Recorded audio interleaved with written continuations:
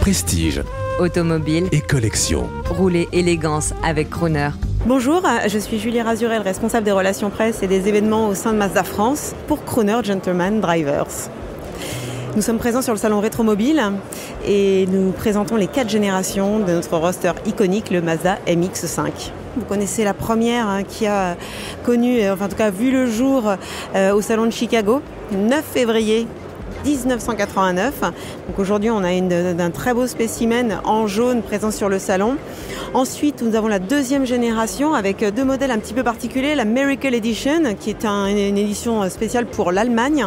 Et également le Roadster Coupé, qui était dédié au marché japonais lors de sa production. C'est un modèle assez exclusif, d'où sa conduite à droite. Enfin, on a souhaité présenter le modèle, la 3e génération, mais sous sa version concept, avec la Super Light version, qui est sortie en 2009. Et enfin, derrière vous avez notre dernière génération, le ND, le MX-5 ND.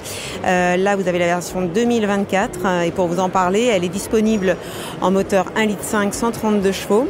Là, vous avez la finition Casari qui est présentée avec une très très belle sellerie cuir beige et la capote beige. Voilà, donc nous sommes vraiment heureux de pouvoir présenter tous ces modèles aux visiteurs avec qui nous avons partagé énormément d'histoires et d'anecdotes. Voilà, donc c'était un vrai plaisir et nous remercions le Salon Rétromobile de nous avoir accueillis cette année. La marque Mazda, c'est une marque iconique et le modèle MX-5, je crois que c'est un des modèles les plus vus parce que c'est un cabriolet qui fait référence un peu à l'esprit même limite anglais dans le style. On pourrait comparer la Mazda MX-5 avec une Spitfire MG.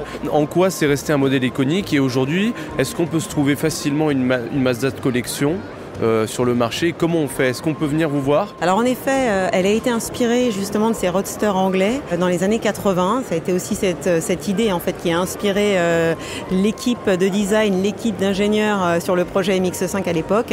Et aujourd'hui, pour s'en procurer, alors il y a plusieurs manières de faire. Soit vous voulez la dernière génération en neuf ou sur le marché de l'occasion, vous pouvez bien sûr demander à notre réseau de concessionnaires. Et si vous voulez des versions un peu plus anciennes, bien évidemment, vous avez tous les billets de l'occasion que vous pouvez trouver sur le marché, mais également les clubs aussi qui sont très très très actifs et qui sont vraiment de très très bons conseils pour les modèles vraiment que vous recherchez en particulier. Et est-ce que vous avez une anecdote particulière sur la MX-5? Oui, de toute façon, l'anecdote la plus basique, quand on croise un propriétaire d'MX-5 sur la route, on se fait signe tous. Ça, c'est clair que tout le monde se reconnaît et se fait un petit signe. Soit vous avez les phares pop-up que d'un seul coup on déclenche, on se fait un petit coucou, voilà, en se croisant. Ça, c'est l'anecdote la plus répandue que vous trouverez.